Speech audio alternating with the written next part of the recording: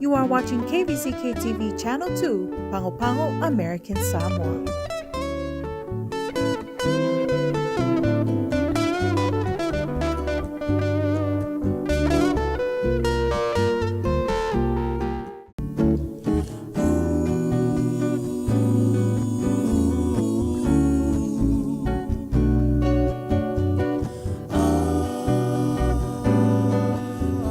Talofa, olo e mai mo mai le tautua le ala talua le KVZK-TV, Pango Pango, America Samoa.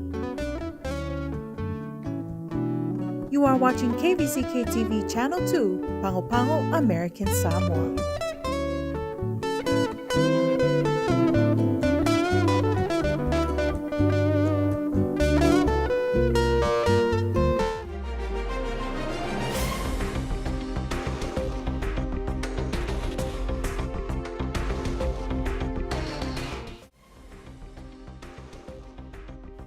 O le sole na tanu mai lisi polo ingar kovan sili mo fa wa wino tapu mo fa la blave tupu fa fosei. E pe na fa malam la mai le lo ya sili le malo fontanga mal autostala tayo ni. E fa wa wino tatu tapu fa ta se mana suinga la iti. O nei suinga ya fiele to suyo te metapu ni episini si mai leono. E pe na yele te mini o te mfo o le valu le po. Si vanga na episini so o la to fa tau taya au nanga tau ngase. Ma au nanga mo fala lave tupu fa fosei.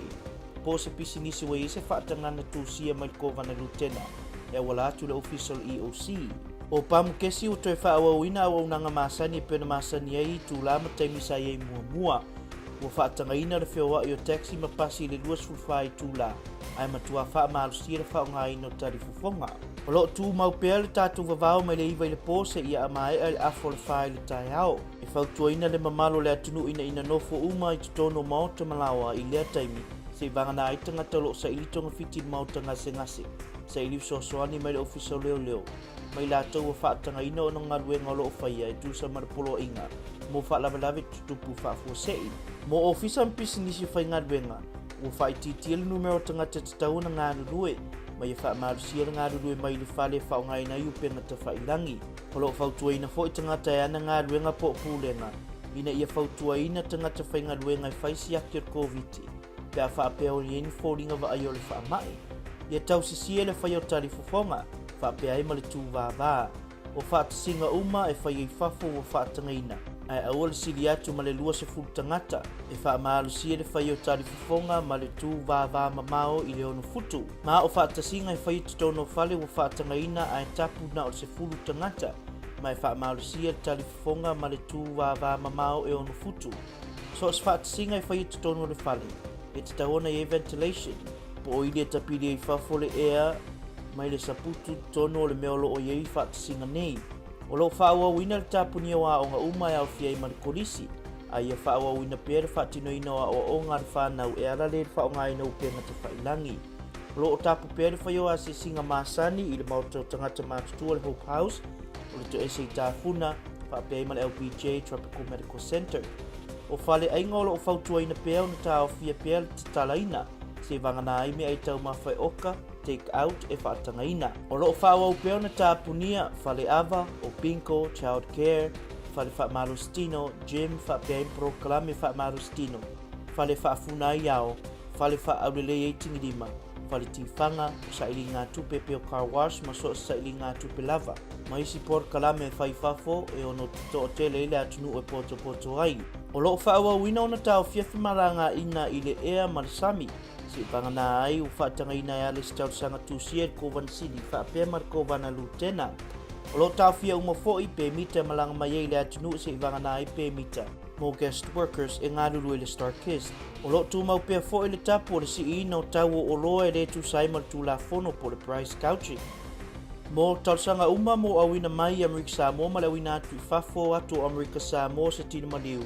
E te tau na talsanga mwha talsanga ina i ko vana lutena. Maramitanga luenga o soifua malolo ina. Mo tangata uma, pisinisi official malo, o company tu maoti.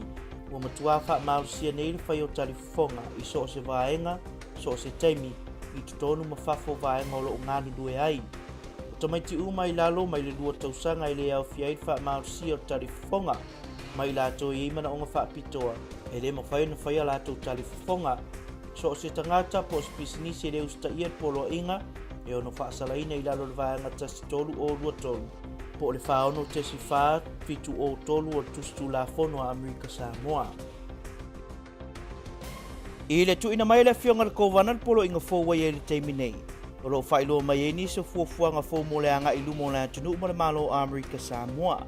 Mua, ua suia nei le ta iale le leto e whaunga ino lanu e peona masani ai. Sa solonga le leifu fuanga le komite o COVID whaapea i mare malo. I le lua tausanga ua mawai a matamai lava le masino Februari. Le tausanga lua afe lua se fulu. Se ia o mai le masino Februari le tausanga le nei. Sa tau fia il wha mai o COVID mai le ofi mai tutono le atunu.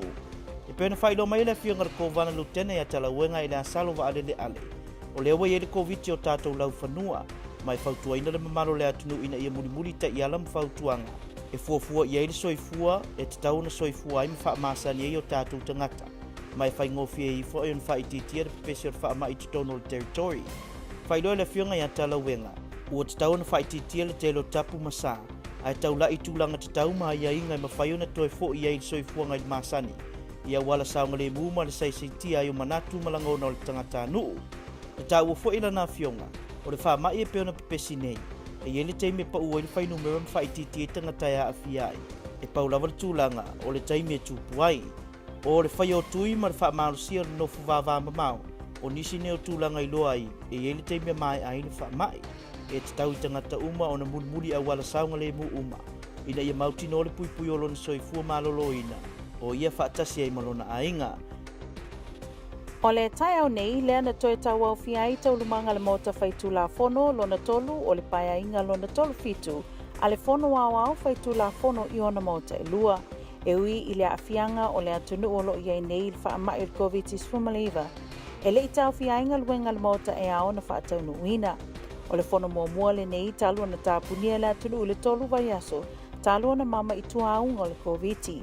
E tu sai ma le fontanga le tai au nei, al mota maulunga, sa umi se teimi o tala noina mata au pe whaatatau le tūlanga le talo fa pass, o le maulunga al whai numero le atunu ua afia il wha mai il COVID-19 fumaliva.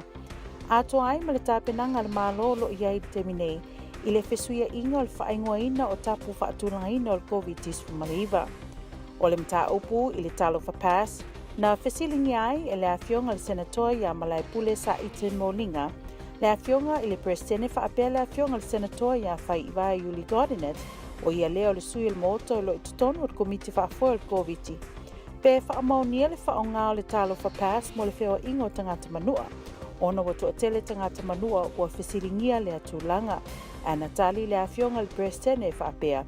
O le teminei ele iai lava se fsota inga a le afionga kovana ma le taita e fono i le mta upule nei le talo whapas. Ana tali le afionga le senator ia whai iwae whaapea. Ele o mau tutu tau lavanga tula i maile tanga ia ua leo iaile ingoa maruona tuianga moa temi e whai e fono a le task force. O lo whamoe moe e tamu whai e sota ia tu lunga le sumu. Ia o lo temi a e sa ia temi sa tau mai e lunga le komiti le ka upule le whaanga ka rofa pasi manua. A e le i eise mea whamauningo ke le loala pe eise isi mea mai e mate whautua i ai, tua lalo i ai. Whamole mole le fionga le kovana lutenga le te tai o komiti. E ui lava o maa ua o maa atu, o maa ua ma te o atu e sui ma whaalongolongo le fono le task force. A e tau sanga lava i e tau lava na maua se awa noa e sota i ai lava le tai o le task force. Ma lava fionga le presidente, ia ma le fionga le fonfitalai. Na whaalia fo'ir se finangalo o le afionga le senator ia soli ai tuipine fimono e whaapea. Pe ua ala ngā tatau loa o na nofoia le komiti sue o le senate. E tu sai ma alualu ilunga o le whainu mera o le atunu ua afia le COVID.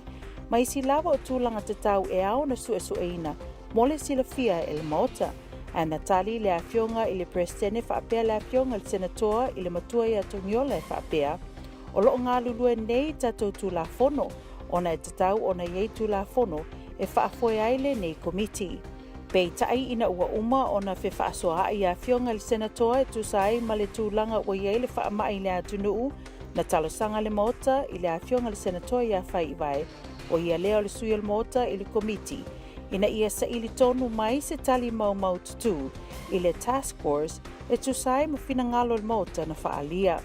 To es full faa so lo tutoe o na malolo lea o le mota ia apiri la so mua. Mo le fifth so soani ai a inga mai lato wa afia tupe maua i le teimin a matai le tapu o le COVID. O lea wa tutu whaatasi le kalapu o le Rotoreka Pangpango o le Foiletini Foundation, Esther Generation, ma le Agency for Better Living Endeavors, mo le tu whaatasi al whaamoemoe wa taua i le Give Light Initiative, o le nei whaamoemoe e mawai sef so soani mo nei a inga 5 vai. Sa afia tupe maua i le tapu o le lana mumu. E ala lea i le 5 full-time live so soaniai i le tutongino a lato pili o le eletise. Na saunoa trude nga se toto le masina sunia. O so se tangata i lalo i fos fulu 5 afe ta le tutongi o le tausanga. Ma sa afia tupe maua ono le tapu niai o le atunu i le lana mumu. E mawhaio na talosanga mo lea wha moe. E na o le pau lea le vaenga e mo mia o le talosanga online. Ma tuuina mai le ID o le W2 ma se pepa wha maonia o le tutongi po se tusi ma le company o lo ngalue ai. Mo tangata uma o lo ngalu lue i le Starkist e fia talosanga mo le neif so swani tala noane i le vaenga o le HR a le tau ofisa e whai ai talosanga. E whautua ina fo i ainga e talosanga pe anga waa mo le wha moe. E talosanga ina le atunu ina ia talisapaya le nei wha moe. E mawai sef so swani mo nai o tatu tangata o lo mo mia sef so swani e ala lea i le whaia o Saufoai i le gofundme.com/f/givelightAS. O le asoa lea na whailo mai ai e le Lieutenant Kovana wa iei se fuafuanga o le ale to e whaanofesea tangata e malanga mai Hawaii i tato nofuanga whaanofesea ai whaanofesea i ainga. O ia suinga fōu o le a whai ai suenga o tangata e malanga mai Honolulu i le malawa a lele i teimi taunu mai ai. O na tatala le i ainga e whaanofu e se ai.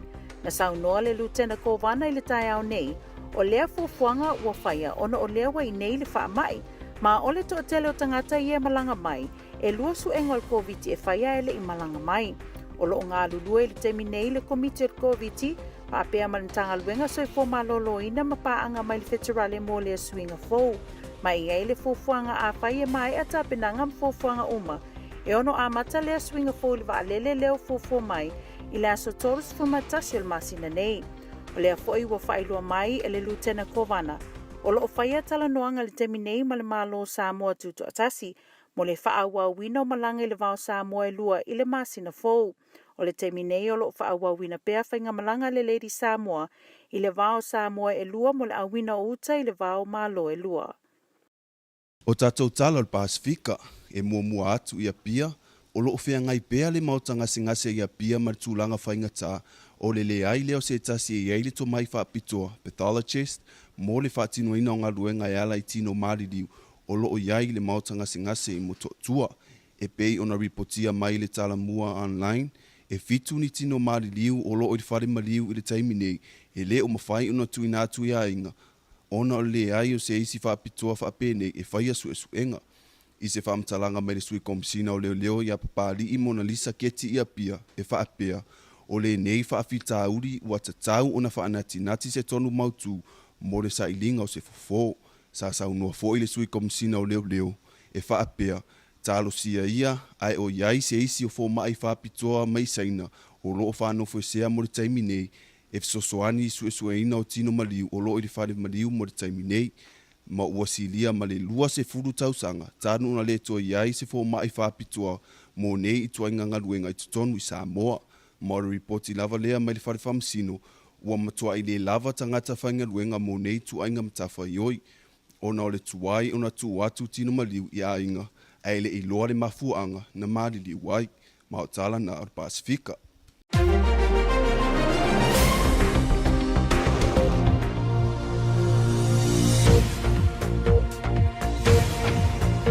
E whaatalawa atu I mea o loo tutupu mai atu nuk mamau e pe ona riputia mai le PPC. E matua I o saina I se tūlanga matau tia tele, pe a whai e wsosoa ni atu le I alusia manos wha inga o loo whai e le taim nei. Sa whaalia fo I le malo Amerika I le vaenga le news le tūlanga o whai e saina, I le whaalia leo le loto malie e awina atu tangata tau o saina e wsosoa ni alusia. Masa whaalia le whiwhia o le minista o saina I Amerika, ono le whaasalalawina lea o whaamtalanga sase ai pitai.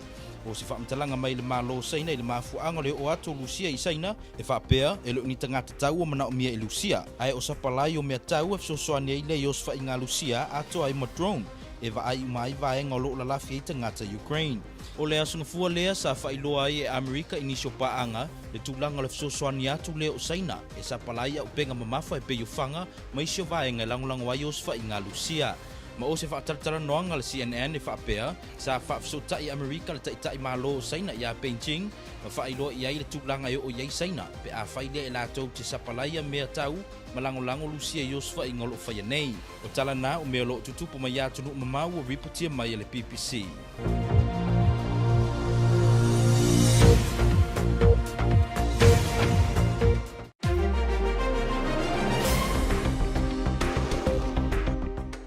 Talo for America Samoa, tala ni tau.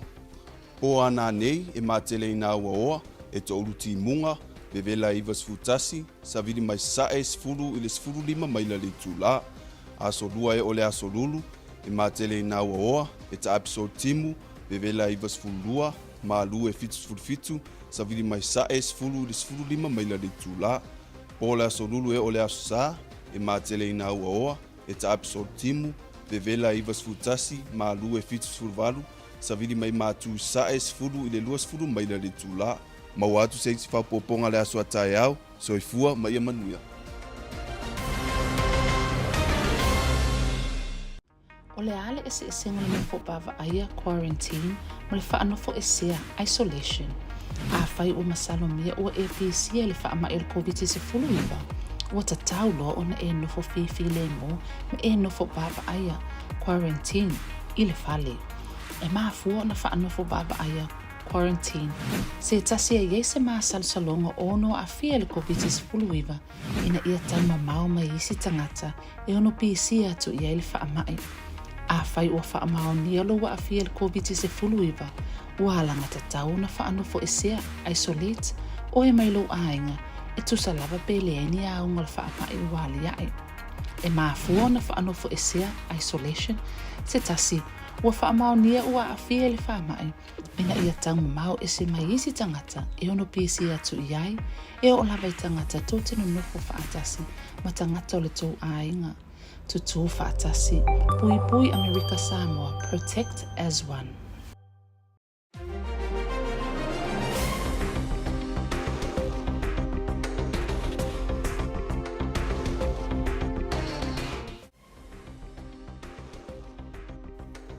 Governor Lemanu Parapoisi Alinga Maunga has issued a modified emergency declaration for the territory due to the ongoing COVID-19 community transmission surge.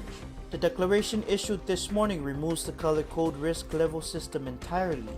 Governor Lemanu said our efforts to keep the community transmission rate to a minimum continue, and our progress moving forward could not have been possible without the coordination between our local and federal counterparts.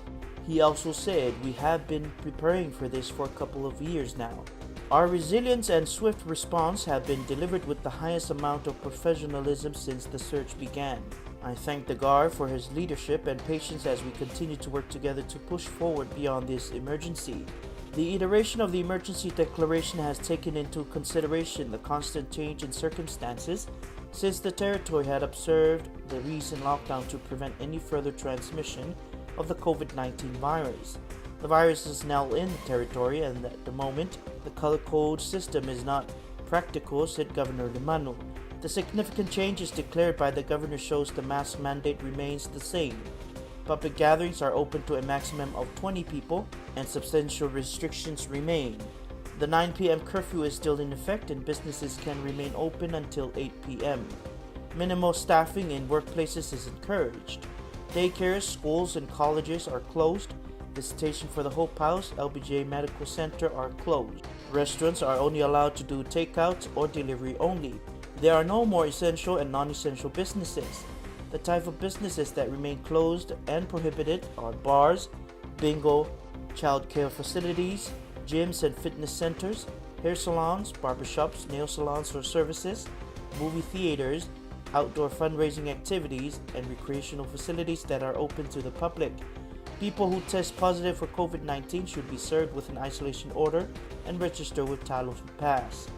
COVID-19 booster shots are mandated for certain first responders and essential workers who are eligible and not exempted, to include healthcare workers, police officers, firefighters, emergency medical technicians, and employees who work at the Tafuna Correctional Facility and the Juvenile Detention Center. This declaration of ongoing public health emergency and state of emergency will be in effect on March 15, 2022 and will expire on April 13, 2022.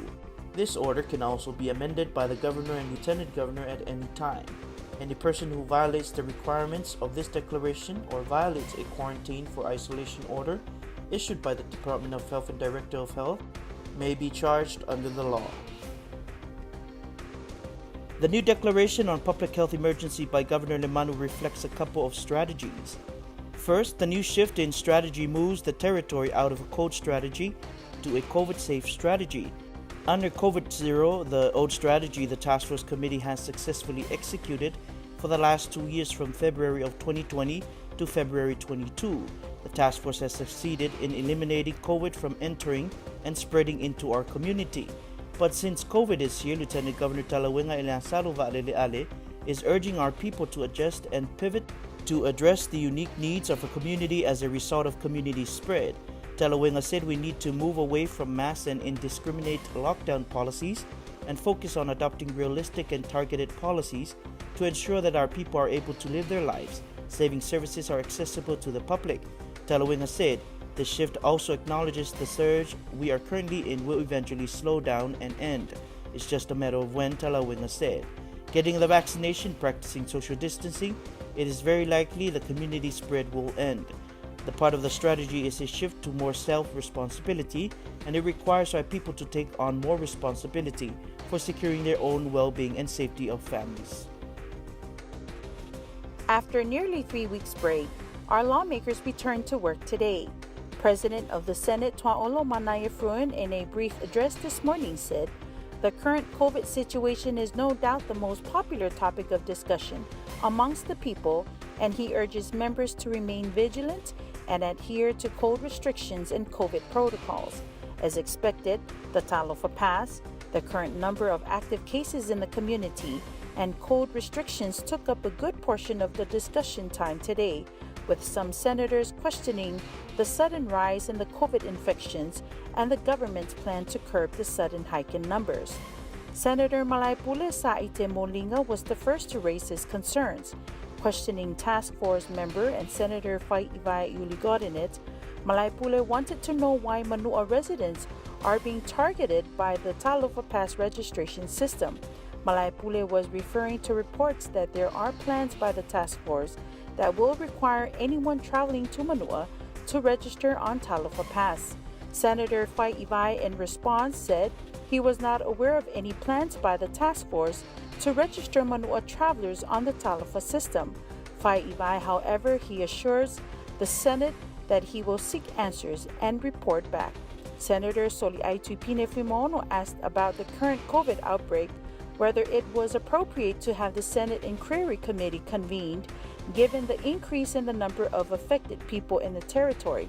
But President Tuaolo and Senator Toniola Tulafona replied, lawmakers must work as directed by law.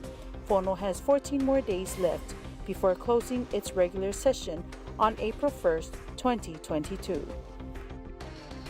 The Rotary Club of Pangopango, the Foiletini Foundation, Esther Generation, and the Agency for Better Living Endeavors, or ABLE, are combining efforts for the Give Light initiative. This project raises funds to purchase and distribute ASPA $50 cash power vouchers for those most affected financially by Code Red. Any non-essential workers who have been laid off due to Code Red restrictions are eligible to apply. According to Trude Ngasatotol Masina Sunia, anyone making under $15,000 per annum and have been financially impacted by COVID-19 are encouraged to apply. All you need to do is upload an ID, W-2, and current pay stub or letter from employer. Immediate financial assistance is urgently needed for these individuals and families affected, said Trude. For staff of StarKids who may wish to apply, please see your supervisors at the HR office to help apply online. Families are also encouraged to apply, Trude said. They are working closely with ASPA to coordinate these efforts and to make sure the right applicants are given assistance and right accounts are credited. Please help provide power and give light to the homes of the families most affected by Code Red. 100% of funds will be used to purchase 50 ASPA Cash Power vouchers. Vouchers will be distributed on the first-come, first-served basis for those who qualify.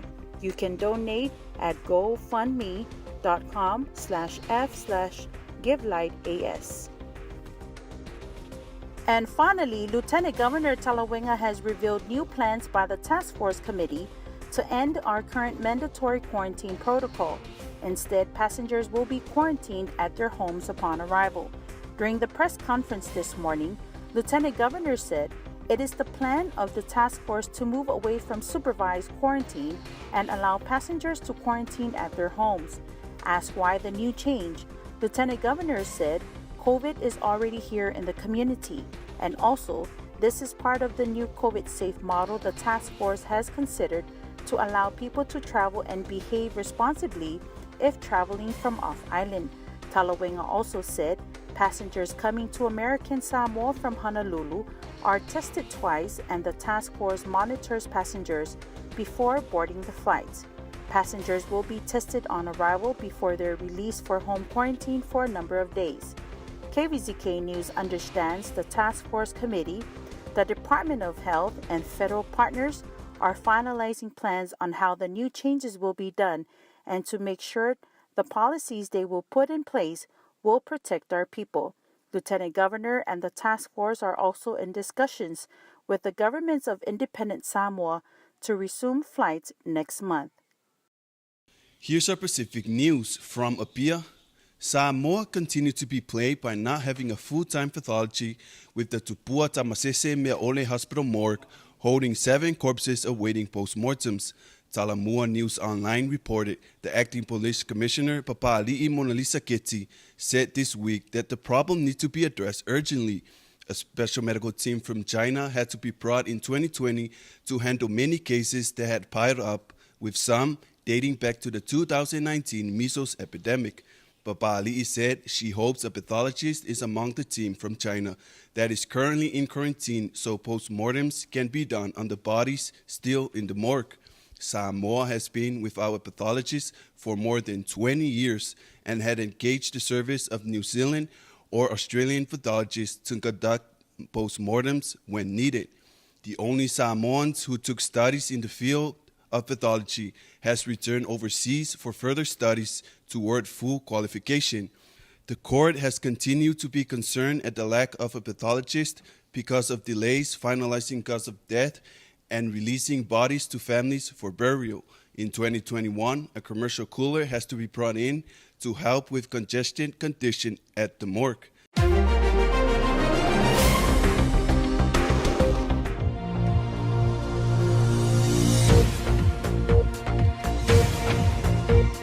Here's your world news from BBC. China will face consequences if it helps Russia evade sanctions in its invasion of Ukraine, the US says. Unnamed US officials told multiple news outlets that China had signaled willingness to provide military assistance to Russia. The Chinese foreign military accused the US of spreading disinformation. Russia denied asking Beijing for military help. The exchanges came before top US and Chinese officials met in Rome. Media outlets citing Washington officials say that Russia has in recent days asked China specifically for military equipment, including drones. On Monday, the US warned allies that China has suggested it was open to a move to provide military and economic support. Media reports said in an earlier CNN interview, Mr. Sullivan said the US was communicating directly, privately to Beijing that there will absolutely be consequences for large-scale sanction, evasion efforts, or support to Russia to backfill them. And that's your world news from BBC.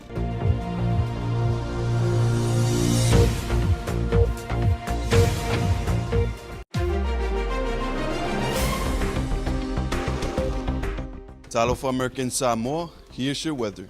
Tonight, mostly cloudy, scattered showers, highs around 91, east winds of 10 to 15 miles per hour.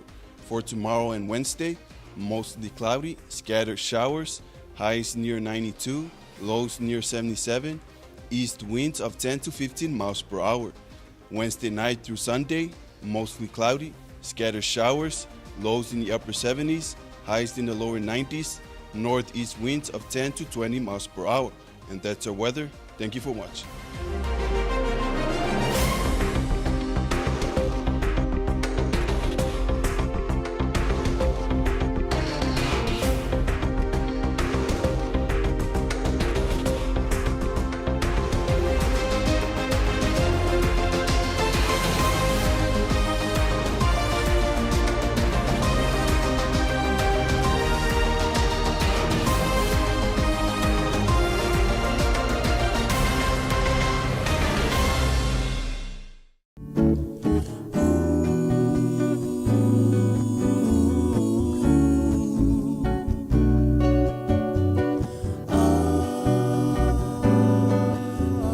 Talofa, olo e mai mo mai le tautua le ala talua le KVZKTV, Pango Pango, America, Samoa.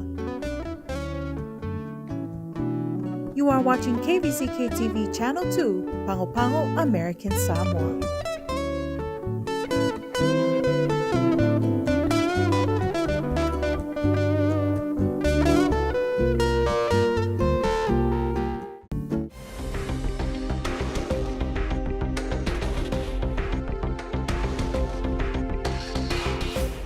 E rei o mai lava se tātou reporti le so man matanga wengo le sui fo malo loina e tu sa yourself ingo tangata na wha mawina i tātou su enga sa whai le so.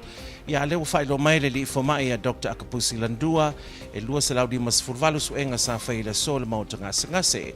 Ma i le numera e tolus fultasi lato wa fia ia ungo le koviti a se furutasi na whai ei tongu fitinga. E o mai le tau nei wa lima se lau di mas furlima le whai o tangata o wha mawina wa fia taru mai no pipisi tua le wha mai ai ona sfurvaru i lato o toe malolosi. O li se to lua le sa tau fia le vaenga tau fia i tangata o le koviti le mau tangasa ngase. O toe tu inatu nei se potu wha pitoa le vaenga le mau tangasa ngase tau fia ai. Malo o solonga le lei umasiaki pio le tau fia i la ua nei i le mau tangasa ngase i whanga alo. An update report from the Department of Health will be made available sometime tonight. So as we're waiting for that update to come through, Dr. Akapusi Landua has confirmed that a total of 258 tests were conducted today at the LBJ. From these, 31 tested positive of COVID and 11 were treated and released for home isolation. The 2 patients on the medical ward that were admitted to the COVID ward last week have been moved back to a special isolation unit in the medical ward, and both are in stable conditions. The latest number of COVID cumulative cases as of 8 o'clock this morning is 555, 68 have recovered.